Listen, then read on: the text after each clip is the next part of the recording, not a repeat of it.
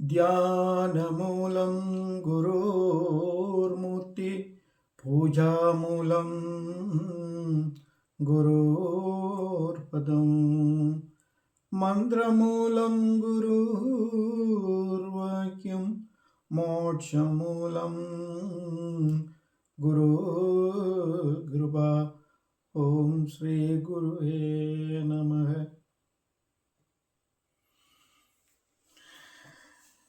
எல்லாம் வல்ல குருவருனாலே இன்றைய தினம் காயத்ரி சித்தர் முருகே சுவாமிகளின் வாழ்வும் பணியும் அவரின் மகிமையை பற்றி கூறலாம் என்று நினைக்கிறேன். தொடர்ச்சியாக சுவாமிகளின் வரலாறு பற்றி 7-8 காணொளிகளில் சில விளக்கங்கள் கொடுத்து வந்திருந்தேன். இடையில் யாத்திரைகள் தீர்த்த யாத்திரையை சென்றதால் எனக்கு தொடர்ச்சியாக காணொளியை போட முடியவில்லை. இப்பொழுதோ சற்று ஓய்வு நேரம் கிடைக்கிற நேரத்தில் இந்த காணொளிகளை நான் வெளியிட முனைகிறேன். அந்த வகையிலே நான் ஆசிரமத்துக்கு போனேன். அந்த நிகழ்வு ஏன் சொல்கிறேன்டா, அதன் மூலம் குருதேவர் மகிமையை நான் எடுத்து சொல்கிறேன், எந்த அனுபவத்தை. அதுபோல் மற்ற ஆட்கள், நான் ஆசிரமத்துக்கு போய் மற்ற ஆட்களை சந்தித்து கதைக்கிற நேரம் தான் அவங்கள அனுபவத்தை நான் தெரிஞ்சு கொண்டேன். அதன் மூலம் குருதேவர் மேலும் மேலும் அற்புதங்களையும் மகிமைகளையும் நம்ம அறியக்கூடியதாக இருக்கும். அந்த வகையிலே நான் 2 காணொளிகளில் சொல்லப்பட்டிருந்தேன். முதலாவது, நான் குருதேவர் திவ்ய தரிசனம் பார்த்து அதன் பிறகு நான் அவரிடத்தில் பூரண சரணாதியோடு அவர் வழிபாட்டில் ஈடுபட்டிருந்தேன்.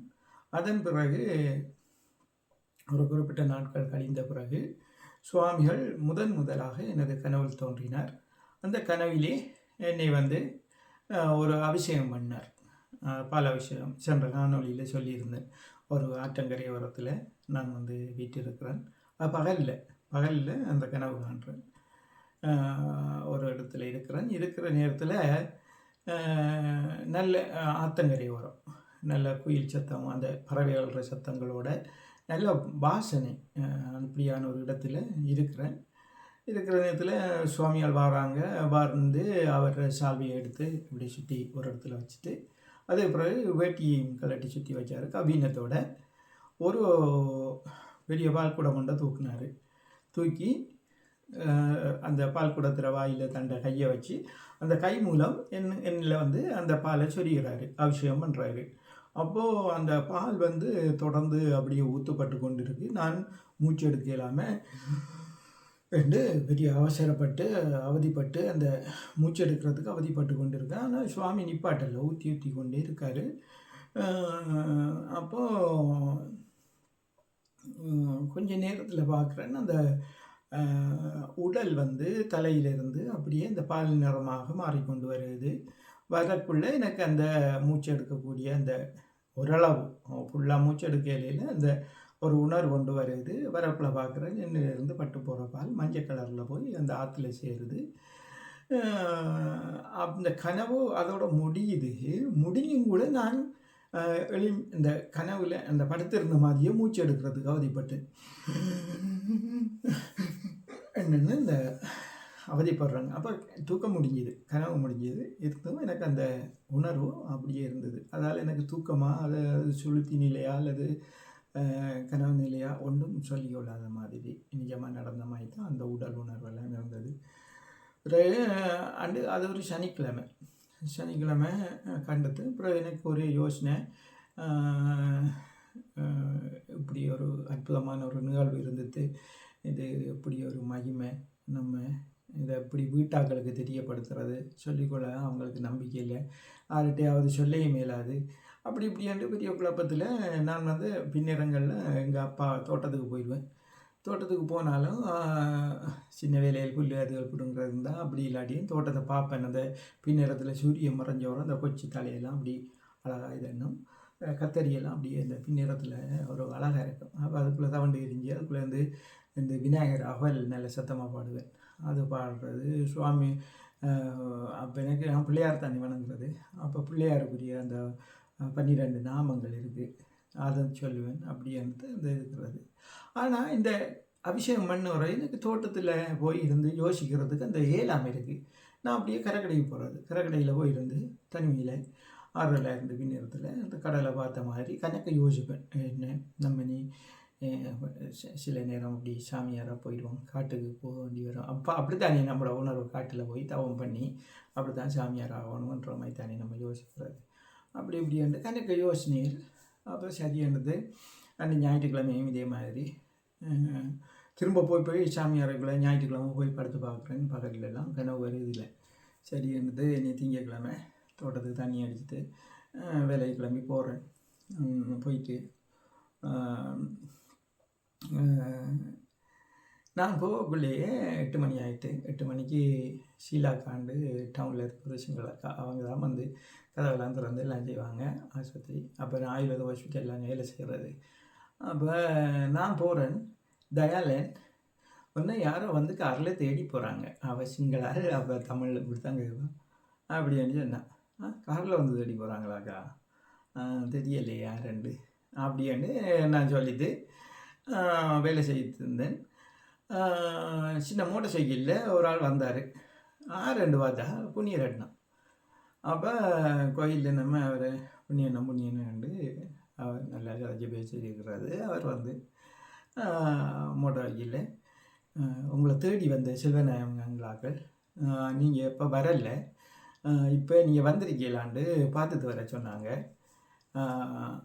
நான் போய் சொல்கிறோம் அங்கே வந்து கூட்டிகிட்டு போவேன் அப்படின்னு சொல்ல கொஞ்சம் இருங்கண்டு விட்டு நான் அப்போ டாக்டர் அம்மாட்ட சொன்னேன்னா அப்படின்னு தேடி வந்தாங்க, போயிட்டு வருவாண்டு.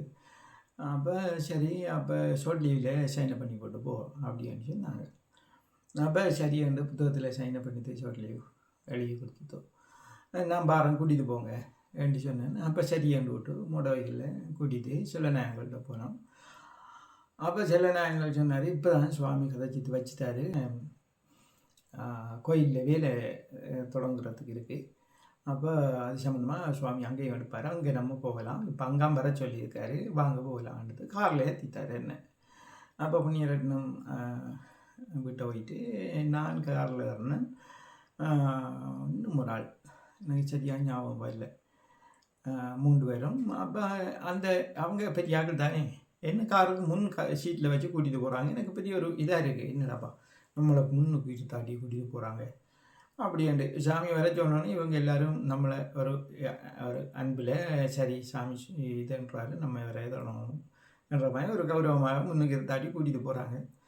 கூட்டிகிட்டு போய் சப்தரிசி கோயிலுக்கிட்ட போகிறோம். ட்ரிங்க் பண்ணுற சத்தம் கேட்குது. அப்போ குருக்கூட்டத்துக்கிட்ட போகல சிவாயா யாசாலைக்குள்ளே இருந்தவர் ஓடி போய் டெலிஃபோன் எடுத்து சொல்கிறாரு, வாராரு சுவாமி, வாராரு வந்து கொண்டு இருக்காங்க. என்னக்குள்ளே நாங்களும் குருக்கூடத்துக்குள்ளே போயிட்டோம். குருக்கூடம் வந்து வடமேற்கு மூலையில் இருக்குது. ஆசிரம வளாகத்தில் வடமேற்கு மூலையில் யாகசாலையோருக்கு முன்னால் அப்படி ஒரு அழகான ஒரு அமைதியான ஒரு இடம். அப்போ நம்ம போய் குருக்கூடத்துக்குள்ளே கால் வச்சோடனே வாங்க சுவாமி கதைக்கின்றாங்க. போய் டெலிஃபோனை வாங்கி நான் போய் வணக்கம் சுவாமி அப்படின்ட்டு டெலிஃபோனை வாங்கி சொன்னோடனே, வாங்க வாங்க ஆயுர்வேதம் வந்துட்டீங்களா, சரிப்பா சித்தர்கள் உங்களை ஆட்கொண்டுட்டாங்க, அவங்க உங்களை தெரிவு செய்து இப்போ உங்களை ஆசிரமத்தில் இருக்க சொல்லியிருக்கிறாங்க. நீங்கள் எந்த வேலையும் செய்ய தேவையில்லை, நீங்கள் இருந்து அவங்களோட சாதனைகளில் முன்னேறினாலே போதும். அது சித்தர்கள்ன்ற ஒரு ஆசீர்வாதம் உங்களுக்கு கிடைச்சிருக்கு, அது ஒரு பெரிய ஒரு வரம் அப்படின்ட்டு சாமி சந்தோஷமாக சொல்கிறாரு. அந்த நேரம் எனக்கு அந்த ஒரு பெரிய ஒரு இதாக இருக்குது. சுவாமியோட குரல் கேட்டது ஒரு சந்தோஷம், நம்மளை கதைக்க கூப்பிட்றாருன்ற அந்த இது சுவாமியோட குரல் கேட்டது ஒரு சந்தோஷம். மற்றது இப்படி ஆசிரமத்தில் வந்து இருக்க சொல்கிறாரு அப்படின்னோன்னு இன்னும் ஒரு சந்தோஷம். அந்த நம்மளை அறியாமல் அந்த நேரம் வருது. இப்போ சிந்திச்சு சொல்கிறோம், அப்போ சிந்திக்கல அந்த மகிழ்ச்சி என்னமோ அந்த அப்படி என்றது இருக்கக்குள்ள நான் சுவாமிகிட்ட சொல்கிறோம், சுவாமி நான் இந்த மரங்கள் இதுகளுக்கெல்லாம் நல்லா தண்ணியெல்லாம் போட்டு மரங்கள் எல்லாம் கவனிப்பேன் சுவாமி, நான் நல்லா வேலை செய்வேன் சுவாமி அப்படின்னு சொல்ல, சரிப்பா நீங்கள் ஆசிரமத்தில் இருந்தாலே போதும், இந்த வேலையும் செய்ய தேவையில்லை. எனக்குள்ள திரும்ப கொஞ்சம் நான் நல்லா பாடுபடுவேன் அந்த வேலையை செய்து இதென்ன சாமி என்ன. சரிப்பா நல்ல சந்தோஷம், ஆசீர்வாதம், குருதேவர் ஆசீர்வாதம், நீங்கள் இப்போ திறப்பு தருவாங்க, வாங்கிட்டு நீங்கள் வந்து இருங்க வீட்டில் சொல்லிட்டு அப்படின்னு சொன்னார். சொல்லிட்டு ஆசீர்வாதம் அப்பா என்றார். எனக்கு அந்த தடப்பில் எனக்கு என்ன சொல்கிறேன்னு தெரியாமல் ஆசீர்வாதம் சுவாமியாண்டு நானும் சொல்லிட்டேன். அப்படி குருதவருக்கு சொல்லக்கூடாது. அந்த நம்மளுக்கு அந்த அளவில் நானும் அப்படி சொல்லிட்டேன். சொல்லிட்டு இப்போ கூட நான் அதை நினச்சி பார்க்குறேன் தான். சொல்லிட்டு பிறகு செல்வநாயகங்கள்கிட்ட கழிச்சார், சிவாயாட்டெல்லாம் கழிச்சார். அவருக்குரிய ரூம்களெல்லாம் ஒழுங்கு பண்ணி கொடுங்கப்பா, சமையல் வசதி செய்து கொடுங்க, திறப்பெல்லாம் கொடுங்க, அப்படி இப்படி சொன்னோன்னே சரி எடுத்து சுவாமி கதைச்சி டெலிஃபோனை வைக்க வாங்க என்று கூட்டிகிட்டு போகிறாங்க. கூட்டிகிட்டு போய் மகாதேவி இல்லத்தில் என்னட்ட கேட்டாங்க, இது சுப்பிரமணியம் என்ஜினியர் இருந்த ரூம், இது வேணுமா, இது கொஞ்சம் பெரிய ரூம், அல்ல இந்த ரூம் வேணுமா அப்படின்ட்டு ஒரு 2 ரூமில் கேட்டாங்க. கேட்க நான் பார்த்தேன், அவர் இருந்த ரூம் தானே, அப்போ அது பெரிய கட்டியில் நம்ம இதுக்குள்ளே கட்டில் இல்லை. அப்போ நான் சொன்னேன், இந்த ரூமை நான் எடுக்கிறேன்ட்டு. நம்ம நிலத்தில் நீ கிடக்கிறது கட்டியில் ஒரு இடைஞ்சலாக இருக்குன்ற மாதிரி. அப்போ சரின்னு விட்டு அந்த ரூம் திறப்பு தந்தாங்க, மகாதேவியில் திறப்பு தந்தாங்க, கேட் திறப்பு தந்தாங்க, 3 திறப்பு தந்து நீங்கள் எப்போ வேணுமென்றாலும் வந்துருந்து உங்களோட இதை செய்யுங்க. இந்த அறை கிச்சன், இதில் கேஸ் அடுப்பு இருக்குது, நீங்கள் சமைக்கலாம். சமைக்க தெரியுமான்னு கேட்டாங்க. எனக்கு சமைக்க தெரியாது ஐயா, நான் என்ன செய்கிறேன், சமைச்சு பழக தெரியும் அப்படி இப்படின்றது. சரி திறப்பெல்லாம் தந்தாங்க, பெரிய சந்தோஷம். வாங்கி பக்கெட்டில் அடிக்குது. நான் வேலைக்கு போகணுமெண்டேன்னு ஏற்றி கொண்டு காரில் விட்டாங்க. சரி நான் வேலைக்கு போனேன். அப்போ டாக்டர் கேட்டாவோ ஆடாப்படான்னு கேட்பாவோ, ஆடுறா அதுண்டு. நான் சொன்னேன், இப்படி ஒரு கோயில் இருக்குமா, அவங்க வந்து அங்கே வந்து இருக்க சொல்கிறாங்க. அப்படியா, சரி அப்படின்றது வேலையெல்லாம் முடிச்சுட்டு பிறகு வீட்டை போகிறேன். வீட்டை போய் இப்போ நம்ம ஆசிரமத்தில் போடாங்க திடீர். இப்போ எப்படி நம்ம வீட்டை சொல்கிறது, திடீர்னு சொல்லலாது. ஏன்னா நான் பெரிய ஆளாகியும் சில நேரம் அம்மா அப்படியே கதைக்கு பாஷையில் கதைக்கிட்டு இருந்தால் அவட தொடையில் அப்படியே தலையை வச்சுட்டு அப்படியே கொஞ்ச நேரம் இருப்பேன். அது மனதுக்கு ஒரு பெரிய ஒரு எப்படி சொல்கிறது, அப்படி ஒரு ஆனந்தமாக இருக்கும். அப்போ சில நேரம் அவள் தலையை கோதி விடுவாவோ, சில நேரம் கதைக்கிட்டு இருக்கிறது தானே. அப்போ சரி எடுத்து இப்போ அம்மாட்ட எப்படி நம்ம இதை சொல்கிறது, அப்படி பாசமாக இருக்குது, நான் வீட்டுக்கு போகிறோம்டா விடுவாங்களா முதலாவது. மற்றது வீட்டில் தங்கச்சி மாதிரி இருக்குது, அக்கா மாதிரி இருக்குது, இவங்களெல்லாம் கல்யாணம் செய்யலாம், இப்போ நம்மளை எப்படி விடுவாங்க அப்படின்ற கணக்கு யோஜனை நேரம் உண்மையும் தானே. ஆனால் நம்ம குருதேவர் பெரிய ஒரு மகான்ன்றதை உணர்ந்து தான் அவரை திவ்ய தரிசனம் கிடைக்காது. இந்த அபிஷேகம் பண்ண இந்த 2 விஷயமும் என்ன, மற்ற அவர் எல்லாரோடையும் கதைக்கிறது பேசுகிறது, மற்றது எல்லாரும் அவர் மேலே இருக்கிற பக்தி, அவர் அந்த எண்ணலைகள், அப்படி எனக்கு 2 போராட்டமாக இருக்குது, அங்காலையா இங்காலையான்ற மாதிரி. சரியண்டு அண்டு பின்னேரம் சாப்பிடக்குள்ள அம்மா இது என்ன சாப்பாடு, ஒரே கறியை தான் சமைக்கிறது, இப்படி இருந்தால் இப்படி நான் சாப்பிட்றேன், நான் தனியாக சமைச்சு சாப்பிட போகிறேன், அதை இது அப்படின்ட்டு குழம்புனேன். அப்போ இது என்ன வேண்டாது, நான் இன்றைக்கு இந்த கறி வச்சுட்டு நேற்று வேறு கறி வச்சது என்னது சொல்கிற நீ அப்படி இப்படின்றது அம்மா அதுன்றது அதை பிரித்து அடுக்கலை. சரின்றது செவ்வாய்க்கிழமை வேலைக்கு போகிறேன். வேலைக்கு போயிட்டு இருந்தேன். யோசித்தேன், நம்ம சாப்பாடை கொண்டு ஆசிரமத்துலேருந்து சாப்பிட்டுட்டு அண்டு முழு யோசித்தேன், வேலை முடிய நம்ம அப்படியே சின்ன நன்கல்முனையில் இருக்கிறார், அவர் ஹோட்டலில் ஃபண்டு வச்சுருந்தவர். அவர் அங்கே ஒரு ரைஸ் குக்கர் ஒன்று இருந்தது. அவர் ஒரு சின்ன ரைஸ் குக்கர் பாவிச்சார், அதை விட கொஞ்சம் பெருசு, அதில் மூடி ஏதோ கொஞ்சம் அந்த நடுங்கி இருந்தது. அதால் அவர் அதை தூக்கி போட்டுட்டு விளைஞ்சார். நான் நல்லா வேலை செய்வேன், அது எனக்கு தெரியும் முதலே. அப்போ அந்த ரைஸ் குக்கர் அடித்து வந்தால் நம்ம சோறு போடுறதுக்கு பிரச்சனை இல்லையா, சொல்கிறானேமே அப்படின்ட்டு யோசித்தது. வேலை முடியா அப்படியே துருவா கல்முனைக்கு போயிட்டேன். கல்முனைக்கு போய் அண்ணன்கிட்ட சொன்னேன், அண்ணா காலையில் அம்மா எனக்கு சாப்பாடு சமைச்சு தரத்துக்கு கொஞ்சம் பிறகெல்லாம் கஷ்டமாக அது இதுண்டு, இந்த ரைஸ் குக்கர் ஒன்று இருந்தால் தரட்டாண்டு கேட்டேன். கேட்டாங்க, அவோ இந்த சோத்து பண்ணிக்கிட்ட நல்லா வேலை செய்யும், நல்ல பெரிய பானை தான், கொண்டு போ ஒரு வேக்கில் போட்டு டக்கண்டா. இப்போ நேரம் வாங்கி போயிட்டு கல்முனை அப்போ ஒரு வயசோண்ட மறைச்சி ஏற்றி அனுப்பிவிட்டான்னு. அப்போ நான் திரும்ப வந்து வீட்டை வரக்குள்ளே இருட்டாகுது. இறங்கிட்டு வீட்டுக்கு பின்னுக்கு ஒரு தாழ்வார மாதிரி ஒரு ஷாய்ப் கொண்டு கட்டியிருக்காங்க, அதுக்குள்ளே மரமெல்லாம் அடிக்கி இருக்கும். அதுக்குள்ளே கொண்டு ரைஸ் குக்கரை வச்சுட்டு வீட்டுக்குள்ளே போனேன். எவ்வளோ நேரம் சென்று வந்தேன். அண்ணன் வர சொன்னேன்னா மறந்து தானே அப்படியே போய் இன்றைக்கு சந்திக்கிட்டு வந்தேன். நான் என்னவா இல்லை சும்மா போனேன் நான் அதை பார்க்குறதுக்கு மிஷின் இதுகளை பார்க்குறதுக்கு ஆசையாக இருந்தது போய் பார்த்துட்டு வந்து சரி சரி வேண்டது நீ ஆண்டு இரவு சாப்பிடுதோ இப்படி எழும்பி வலிக்கிட்டு கிளிக்கிட்டு சாப்பாடு பார்சலையும் எடுத்துட்டு வீட்டுக்கு பின்னால் போய் அந்த ரைஸ் குக்கரை எடுத்துட்டு பஸ் ஏற போனேன் அம்மா எடுத்தாது என்னடா கேட்டது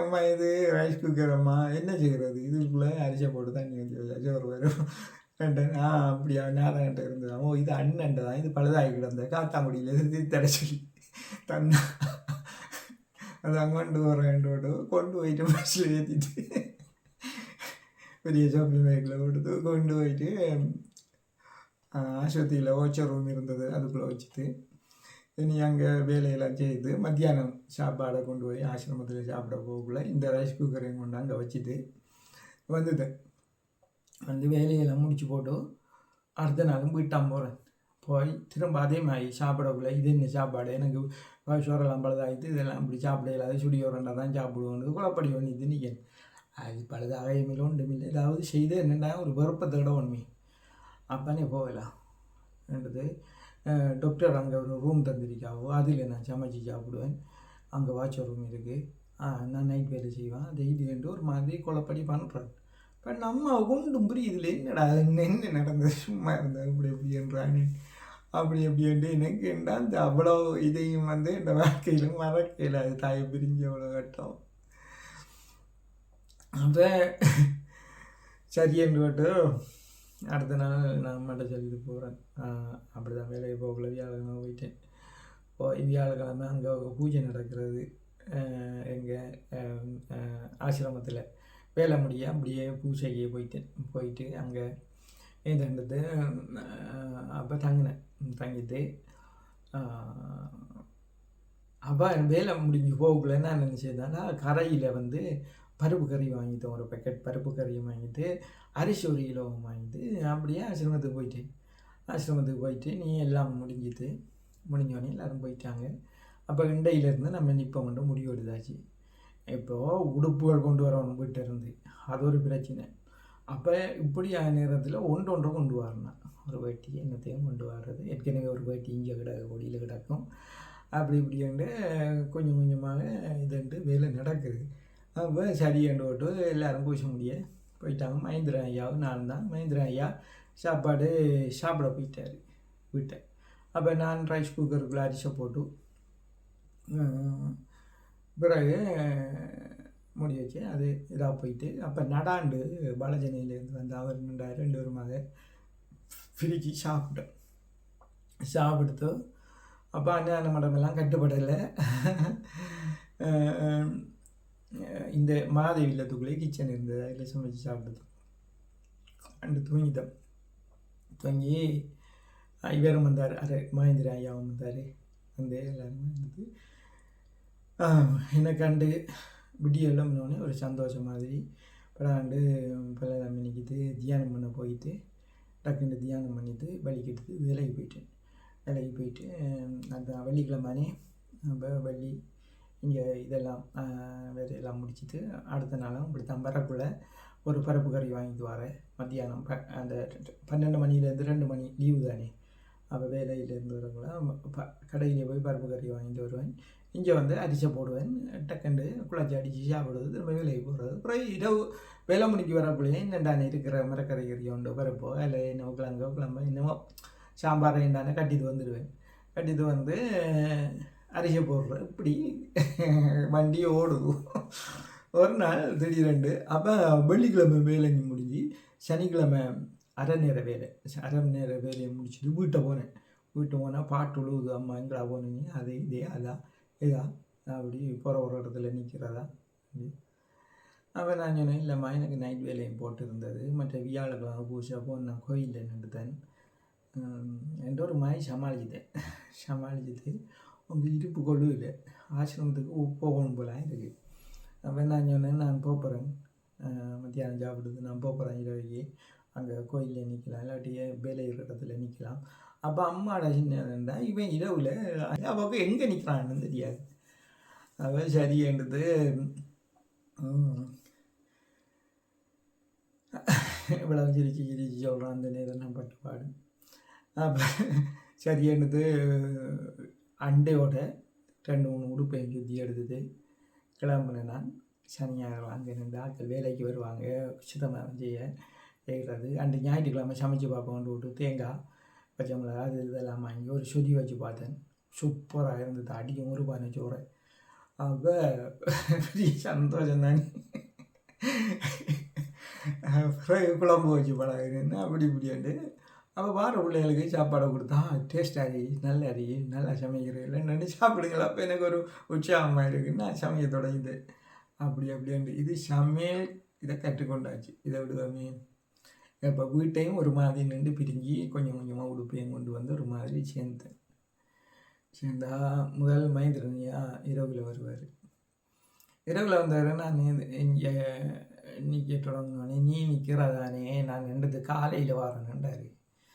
அப்போ எனக்கு பயம் வந்தது. அந்த பெரிய கண்டத்தில் கட்டடங்களும் அதுவும் இதுவும் இப்போ தான் பேரிங் பண்ணி பல்பெல்லாம் போட்டிருக்கு. அங்கே பயர் இழுத்து அங்கே ஒரு வல்பு இங்கே ஒரு வல்பு போட்டிருக்கும்.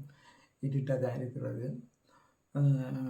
இப்போ தனியாக இருக்கிறேன்னா எனக்கு கொஞ்சம் பெரிய வயது தான். 27 24 25 வயது இருக்குமாக்கும்.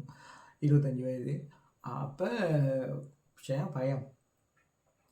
அப்போ இவர் ஆண்டு இரவு வரலன்னோடனே நான் படாண்டு வெளியில் இருக்கிற லைட்டெல்லாம் நோட்டு போட்டு இருட்டு படக்குள்ளேயே கதவெல்லாம் பூட்டி போட்டு உள்ளுக்கே இருந்தது.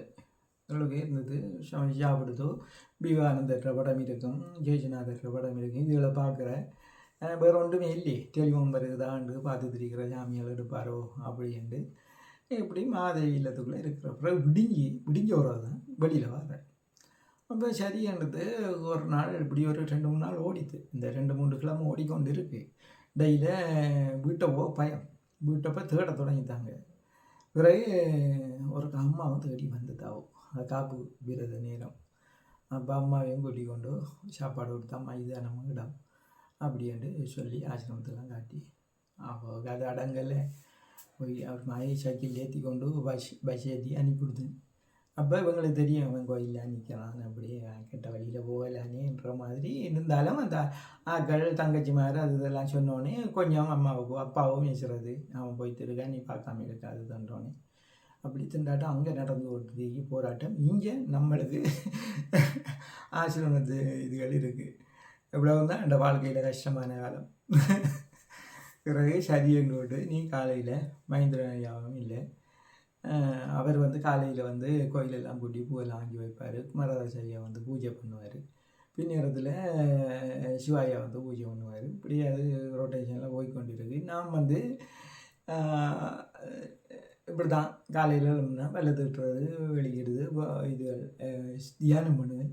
காயத்ரி மந்திரம் ஜெயிப்பேன். அப்போ இப்படி காலம் போய்கொண்டிருக்கு. ஒரு நாள் சோதனைகள் தொடங்க போகுது.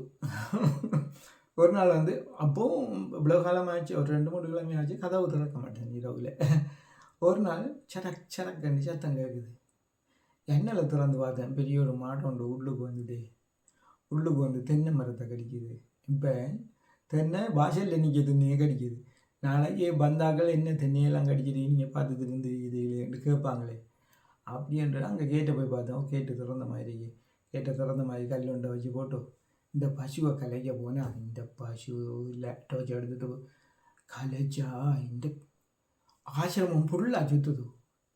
இதோ 2 தரம் சுற்றிட்டேனே, வெளியே போக மாட்டேன்னு 2 தரம் சுற்றி போட்டு தான் வெளியில் போயிட்டு அண்டையோட எனக்கு இரவுல பயம் இல்லை. அந்த மாடு தான் அந்த பயம். அதுக்கு பிறகு நான் ஒரு 8 மணி மட்டும் கதவை திறந்து வச்சுட்டு படி பிராந்தையிலேருந்து பார்த்துட்டு இருப்பேன். அப்போது இந்த ஆக்காண்டி பறவை இருக்குல்ல, ஆள்காட்டி பறவை அது என்ன செய்யமாட்டா தூரத்தில் ஆக்களை கண்டாலே கத்தி கூச்சல் போட்டு அது பறந்துடுறாரு. ஆனால் ஒரு ஆள்காட்டி என்ன செய்யமாட்டா நான் 8 மணி இருக்கு மட்டும் அந்த முன் பிராந்த எனக்கு தெரியக்கூடிய இடத்துல நிற்கும். அது போகாது, நடந்து கூட இதுனாது, பறக்கைய மாட்டாது. நம்ம பார்க்குற நேரம் ஒரு கூட்டாளி இருக்கிற மாதிரி இருக்கும். அப்போ எனக்கு ஒரு இது மாதிரி அந்த பறவை கொஞ்ச நாள் எனக்கு உதவியாக இருந்தது.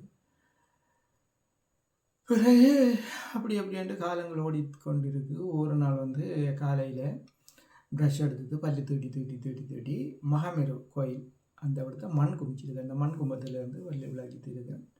விடிய ஜாமம் சூரியன் வச்சு வர நேரம். அப்போ பார்த்தா ஒரு அனுமான் உண்டு மகாமேரு கோயிலுக்கு மேலுக்கு நிற்கிது. அது பார்த்தா கழுத்தில் கயிறு கட்டியிருக்கு. அதில் மணி ஒன்று கட்டியிருக்கு. அந்த கலகலன்னு சத்தம் கேட்கலாம். அந்த மணி தொங்குதோ யாரோ பலத்த குரங்கு மாதிரி அது பார்த்துட்டு இருக்கு. அப்போ நான் குரங்கு அந்த அந்த காலத்தில் குரங்கே இல்லை. நான் சொல்கிற காலத்தில் அங்கே சண்டை காலம் படி வச்சு குரங்குகள் ஒன்றுமே இல்லை. ஆனால் இந்த குரங்கு மாமேரு கோயிலுக்கு முன்னுக்கு இருந்தது. அப்போ நான் அதில் சட்டரிங் கலத்துன அந்த பலகை துண்டு ஒரு சின்ன ஒரு துண்டு எடுத்து இப்படி அதுக்கு எறிஞ்சேன். அது ஏனென்றும் இல்லை. என்ன எறிஞ்சனே அதுக்கு ஒரு பயப்பட்டதோ இல்லை என்ன பார்த்து கோவப்பட்டதோ ஒன்றுமே இல்லை. அது இந்த மூலையில் இருந்தது. அந்த மூலையால் அப்படி நடந்தது போய் அடுத்த மூலைக்கு போயிட்டு என்ன அந்த அடுத்த மூலையில் நிற்கிது. அங்கே நின்று சுற்றி பார்த்துட்டு திரும்ப இந்த மூலைக்கு நின்ற மூலைக்கு திரும்ப இப்படி டானா மாதிரி நடந்து போயிட்டு அப்போ நடந்ததை காணலன்னு விட்டு அங்கால போனால் அது வளைச்சி நடந்தது. வளைச்சி நடந்து விட்டு எங்கால இறங்கிட்டு எங்கே போயிட்டு ஒன்றுமே மாமேர் கோயில் உயரத்துலேருந்து கீழே வாங்கிட்டோ ஒன்றுமே தெரியாது. பிறகு தான் இல்லை. பிறகு நான் வெள்ளம் நிற்கிட்டு சரி மகேந்திரன் ஐயாவும் வந்தார். அவர் இன்னைக்கு வாயை தொடங்கினார். கோயிலெல்லாம் கூட்டி போட்டு நான் போய் கொஞ்சம் காயத்ரி மந்திரத்தை ஜெயிச்சு சைக்கிள் எடுத்துட்டு சாப்பிடுறது கிளம்பிட்டு அப்போ பழஞ்சோரெல்லாம் வச்சு சாப்பிட தொடங்கிட்டு சமையலெல்லாம் இப்போ கையாண்டதில் போயிட்டு பிறகு மகேந்திரன் ஐயா சொன்னார், இங்கே பார் இன்றைக்கு அந்த காலில் ஈக்கிலும் குத்தி போட்டு கொஞ்ச நாளைக்கு எனக்கு நடக்க இயலாது, நீ நாளையிலேருந்து ஒருக்கா கோயிலை கூட்டி பூ வாங்கி வைக்கிறையான்னு கேட்டார். நான் சரி ஐயா, நான் அப்போ காலையில் தண்ணி மரங்களுக்கு அடித்து போட்டு தான் போகிறது, சரி ஐயா நான் அப்போ பூ வாங்கி வைக்கிறேன் கூட்டிகிட்டு சரின்ட்டு அப்போ அவர் சிவாயாட்ட இவர்கிட்ட எல்லாம் குமாராஜ ஐயாட்டெல்லாம் காலை காட்டினார். உண்மையாக அவருக்கு ஆணியோ ஈக்கில் ஊற்றி போட்டு காலில். அப்போ அவருக்கு டயபெட்டிக் வர அப்போ சரின்றது நான் தான் இப்போ காலையில் எழுப்பி கோயிலெல்லாம் கூட்டி பூவெல்லாம் வச்சுட்டு ஜெபம் பண்ணணும். காயத்ரி ஜெபம் இப்போ ஜெபம் பண்ண தொடங்கியாச்சு. ஜெபம் பண்ண தொடங்கினா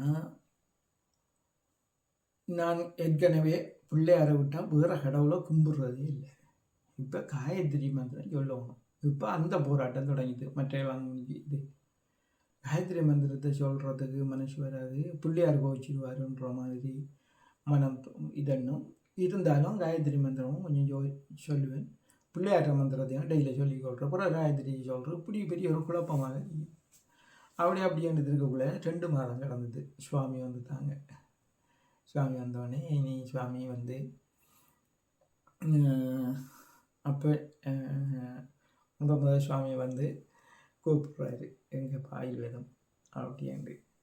அப்போ நான் போனேன். ஆயுர்வேதம் இங்கே இருக்கையில ஆமாம் சுவாமி எல்லா வசதியும் இருக்கா? ஓ சமைப்பீங்களா? ஓ வீட்டை சொல்லிட்டீங்களா? வீட்டை வேணுன்னா நான் பேசாமல் நின்று வீட்டை கேட்டிங்களா? கேட்டு தான் வந்திருக்கீங்க அப்படின்ட்டு திரும்பவும் கேட்டார். ஆமாம் சுவாமி கேட்டுத்தன் இருக்கிறேன் சுவாமி அப்படின்றது. பிறகு அதோட அப்படியே அவருக்கு தெரியும் இது பிரச்சனைக்குள்ளே இருக்காம்புள்ள அவனுக்கு கஷ்டப்படுத்தக்கூடாதுன்ற மாதிரி யோசித்து விட்டுட்டு அதுக்கு பிறகு ரூம் திறப்பெல்லாம் கொடுங்கப்பாண்டா. அந்த 14 ரூம் திறப்புகள் அது இதெல்லாம் அந்த தரத்தில் நம்மகிட்ட திணி நம்ம எல்லாம் துப்புரவு பண்ணி சாமி வாராருண்டா எல்லோரும் தங்கணும். அதுக்குரிய மாதிரி கழுவி ரூமெல்லாம் ரெடி பண்ணி ரெடியாக வைக்கிறது. அப்போ கீபோர்ட் திறப்பெல்லாம் நம்மகிட்ட இருந்தாங்க. அப்போ சட்ட ரீதியாக சில காரியங்கள் நடக்குது. சரின்றது நம்பி சந்தோஷமாக சுவாமி வந்ததுலேருந்து ஆனந்தமாக இருந்து கொண்டு இருக்கேன். இருந்தாலும் இந்த சாமியை எல்லாம் உணர்ந்தும் கூட சாமியில் சில பிடிப்பு இன்னும் சரியாக விட்ட வரையில்லை. ஆனால் எல்லாத்தையும் விட்டு இறங்கிது. இருந்தாலும் சில அப்படியான வயது இருந்தானே அப்படின்றது. அப்போ சுவாமி அடுத்த நாள் இப்படி நடந்து போவார். நடந்து பிள்ளைகளோட நடந்து போயிட்டு வருவார். அப்படி நடந்து போகக்குள்ள இந்த பிள்ளைகளை நீங்கள் சின்னார்கள் கதையெல்லாம் தூக்கிட்டு சாமி தேத்தனி கப்பு எடுக்குங்கள், சாமியோட கொல்ல எடுக்குங்கள், சாமி கால் வைக்கிற அந்த இதை எடுக்குங்கள், கதிரையை தூக்குங்கள், சாமிக்கு பின்னால் அப்படியே போகிறோம். அப்படியே அதுகளோட இடிபட்டு தகுறுபட்டு போகிறாரு இப்படி ரோட்டால் போகக்குள்ள. நான் கொஞ்சம் ஒரு 4 பாகம் பின்னுக்கு தான் போவேன். நான் பெரிய ஆளே, இது குட்டி பிள்ளைகள் அதுகள் அப்படியே போங்க. இருந்தாலும் அந்த மனதில் ஒரு பொல்லாத ஆசை, இவரை பாடுறா, இவருக்கு என்ன சொகிச்சு வாழ்க, இந்த பிள்ளைகள் ஒன்று கயிறையை தூக்குது, ஒன்று கால் வைக்கிற தூக்குது, ஒன்று குச்சியை தூக்குது. அவருக்கு பின்னால் இப்படி மோதி போகுதுகளே என்னோட கங்கை கரை தோட்டம் கன்னி பெண்கள் கூட்டம் கண்ணன் நடுவினிலே என்று மனதுக்குள்ள இந்த ஒரு நக்கலாக சாமியை நினைச்சி இந்த பிள்ளையெல்லாம் முட்டி மோதி போக இந்த பாட்டு மனதில் வந்துட்டு மனதில் நினைச்சு அதே செகண்ட் சாமி என்ன திரும்பி பார்த்தாரு. திரும்பி பார்த்து என்ட மாதிரி இருந்தது. பிறகு நம்ம அதை நம்ம என்ன சிந்திச்சாலே இப்போ சாமிக்கு பிடிபடுது, நம்ம நீ மனதில் பயம் வருது, என்னத்தோட சொல்லித்தோம் அப்படின்ட்டு. பிறகு அப்படியே போயிட்டு திரும்பிட்டு வருவாங்க. திரும்பிட்டு வரக்குள்ள கேட்பார், இதுகளுக்கெல்லாம் தண்ணி விடுறது யாரு, அப்படி எப்படி என்னென்னு இதுகளை பற்றி கேட்பார். நான் சொல்லி கொண்டு அவருக்கு பின்னாலே வருவான். சாமியை ஒரு நாளும் நான் முன்னுக்கு கடந்து போனதில்லை. எப்போவுமே சாமிக்கு பின்னாலே அது இயல்பாக வந்தது. சாமி பின்னாலே கழிச்சு போங்கப்பா நீ சாப்பிடுங்க பிள்ளைகள் அப்படின்றாரு. நீ ஆசிரமத்துக்கு இங்கே அந்த நம்மளத்துக்கு வந்தாலும் சாப்பிட்டோம். சாப்பிட்டுட்டு அந்த ஆனந்தம் சொல்லிடாதுன்னு இரவில் நம்மளை சாமி வந்து நின்றா நம்மளோட ரூமுக்குள்ளே தான் ஆக்கள். நாங்கள் போய் தாங்கிக்குள்ளே இல்லாட்டியும் எங்கே நாங்கள் யாகசாலைக்குள்ளே அங்கே தான் படுப்போம். அப்படின்ட்டு ஒரு கலகலப்பும் ஒரு சந்தோஷமும் ஒரு தெளிவும் அப்படி பெரிய பெரிய ஆனந்தங்கள். அப்படி இருக்கக்குள்ள சுவாமி பூஜை பின்னரம் பூஜை முடிஞ்ச ஒரு சாமி பேசக்குள்ள சொன்னார், இப்படித்தான் நம்ம காயத்ரி மந்திரம் திடீரென ஜபிக்க வரக்குள்ள பாருங்கள் நம்மளுக்கு நடக்கிறதுக்கு அவர் பதிச்சு சொல்கிறாரு. திடீரென நம்ம வேறு கடவுளை வணங்குறமே அவங்க போயிச்சிருவாங்களே, இந்த கடவுளை வணங்கினா இவங்க போயிச்சிருவாங்களே அப்படின்ட்டு பெரிய சந்தேகமாக இருக்கும். நம்மளுக்கு எல்லாத்துக்குமே வேத மாதா காயத்ரி, எல்லா மந்திரங்களுக்கும் தாயானவள் காயத்ரி. அந்த காயத்ரியை ஜபிச்சா அத்தனை தெய்வங்களும் நம்மளுக்கு அருள் பாலிக்கும். குலதெய்வங்கள் கூட மூதாதையர்கள் கூட நம்மளுக்கு அந்த ஆசீர்வாதத்தை தருவாங்க. காயத்ரி மந்திரத்துக்கு அவ்வளவு மகிமை இருக்குது. அப்படியும் மனம் கேட்கலண்டா இப்போது சரஸ்வதியை வழிபட்டண்டா சரஸ்வதி காயத்ரியை ஜபிக்கலாம், லக்ஷ்மியை வழிபட்டால் லக்ஷ்மி காயத்ரியை ஜபிக்கலாம், அல்லது சிவனை வழிபட்டால் சிவகாயத்ரியை ஜபிக்கலாம், கணபதியை வழிபட்டால் பிள்ளையாரை வழிபட்டால் கணேச காயத்ரியை ஜபிக்கலாம். அப்படின்றதெல்லாம் சொல்லிட்டு ஒவ்வொரு தடவும் சாமி பேசுகிறத பார்த்தா நம்மளுக்கு எழும்புகிற சந்தேகத்துக்கு அன்றைக்கு அந்த அந்த அந்த இதுக்கு வந்து பூச முடிய சுவாமியோட ஸ்பீச்சில் வந்து பதில் விழுந்துடும். நம்ம ஒன்றும் கேட்க தேவையில்லை. நம்ம மனதில் என்ன நினைச்சா சரி, என்னென்ன நினைச்சா நடக்கும். அப்படின்றது நான் வந்து ஒருக்கா ஈஸ்வரபட்டரை பற்றி சுவாமி சொன்னார். ஈஸ்வரபட்டர் வந்து சிகரெட் குடிப்பார், இராணுவ வீரரில் தான் இருந்தவர். அப்படியே ஞானம் பெற்று அப்படியே பதவியை திறந்து அப்படியே பெரிய சித்தரானார். பெரிய மகான். சப்தரிஷி வளாகத்துக்கு எல்லா பிளான் எல்லா வசதிகளும் செய்து கொடுக்குறவர் அவர் தான். இப்போ தேட்டாத்தீவில் நம்ம அமைக்கிற ஆசிரமத்துக்குள்ளேயும் வந்து இப்போ அவர் தான் காலடி வச்சுருக்காரு. அப்போது இனி வந்து வேலைகளெல்லாம் நல்ல இதாக போய்கொண்டிருக்கும். அப்படி அவர் ஒரு தீவிரமான ஒரு செயற்பாட்டாளர். அப்படி அவர் வந்து ஒரு மகிமையானவர். அவரோட வரலாறு சாமி சொல்லக்குள்ள அவரோட சமாதியில் இப்போவும் சிகரெட்டை பற்றி வச்சா அவர் வந்து அதை இழுத்து புகையாக விடுவார். அதுதான் அவரோட பிரசாதம். சும்மா கொளுத்தி வச்சா எரியாது. அந்த சிகரெட்டை கொளுத்திட்டு நம்மளும் 2 தரம் இழுத்துட்டு அதை அவருக்கு கூட்டாளி நண்பன் மாதிரி அதை நம்ம அவரை சமாதியில் குத்தி வச்சு அப்படியே மண்ணுக்குள்ளால் இழுத்து விடுவார். அப்படி இப்போவும் அந்த நடக்குது. அவர் அங்கே மட்டும் இல்லை, இந்த சப்தரிஷி ஆலயத்தை அமைக்கிறதுக்கு அவர் தான் இந்த பிளான் எல்லாம் தந்தது. சப்தரிஷி கோயில் எப்படி கட்டணும், எப்படி அமையணும், இந்த தாமரை தடாகம் எப்படி அமைகிறது, இந்த நில வசதி எல்லாமே அவர் இதில் நடக்குது. அவர் இங்கேயும் நடமாடுறாரு. இங்கேயும் நம்ம அந்த வழிபாடு செய்தால் அவருக்கு நிச்சயமாக வருவார். அப்படின்ற மாதிரி சொன்னோன்னே எனக்கு ஒரு ஐடியா வந்தது. சரி இதை டெஸ்ட் பண்ணி பார்ப்போம் அப்படின்னு போட்டு போய் அடுத்த நாள் காலையில் எழுப்பிட்டு போய் சிகரெட் வாங்கி வந்தேன். அடுத்த நாள் காலையிலேயே போய் சிகரெட் வாங்கி வந்து அப்போ தென்னை மரத்துக்குள்ளே தான் நான் போய் தியானம் பண்ணுறோம். அங்கால ஈசான மூல பக்கம் போயிடுவேன். ஒரு டிஸ்டர்பிங் இருக்கு, அங்கால கிளம்பாரில் தென்னை மரத்துக்குள்ளே போய் ஒரு இடத்துல துணியை விரிச்சிட்டு அதிலிருந்து காயத்ரி மந்திரம் ஜெயிப்பேன். காயத்ரி மந்திரம் ஜெயிக்கக்குள்ள இந்த சிகரெட்டையும் கொளுத்தி நானும் 2 தரம் இழுத்து போட்டு அப்படியே மண்ணில் ஊற்றி வச்சுட்டு காயத்ரி ஜபம் பண்ணி போட்டு பார்த்தேன். உண்மையாக சிகரெட் பற்றி தான் இருந்தது.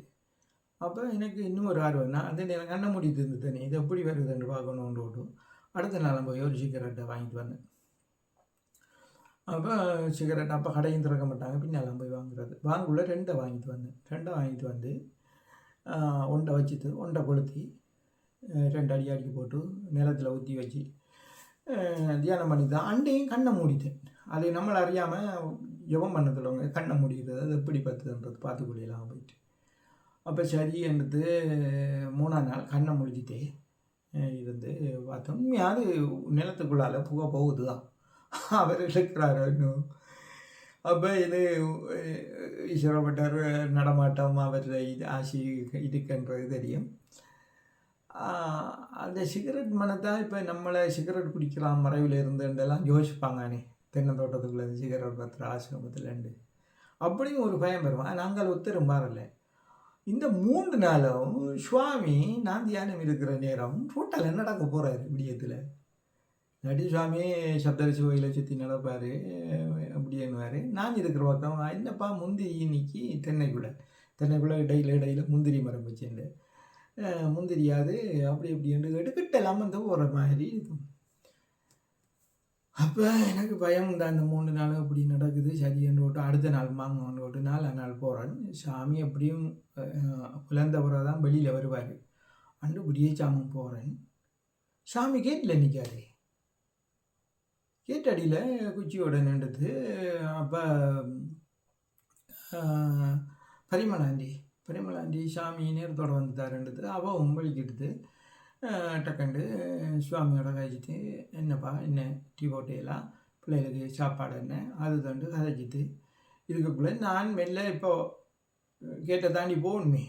கேட்டை தாண்டதுக்கு அப்படி சைட்டால் போக அதை பார்த்து தந்தானேப்பா இனி அதெல்லாம் செய்ய வேண்டியதில்லையே, அது உண்மையாண்டு புரி பண்ணால் இன்னும் கொண்டு ஒரு வசனம் சொல்கிற மாதிரி இருக்குது.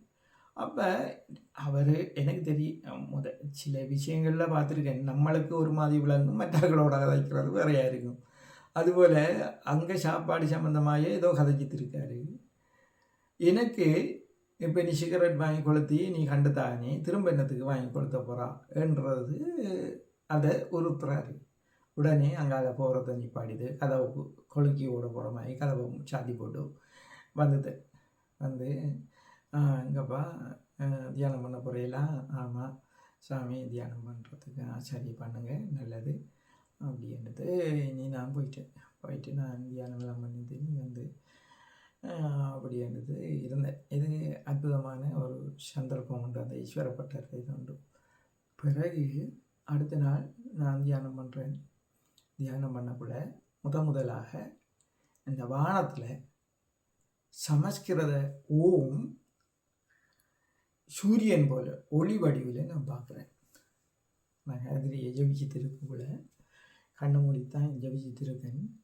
இந்த சமஸ்கிருதம் இப்படி 3 மாதிரி போட்டு அப்படி போட்டு வருமே இந்த மேலே இருக்கு. இந்த ஓம் அப்படியே தங்கமாக இந்த கலகலகலகலன்ற அந்த ஜொலிச்சு அப்படியே இந்த உருவம் அப்படியே வந்து கொஞ்ச நேரம் இருந்து அப்படியே பிரிஞ்சு போகுது.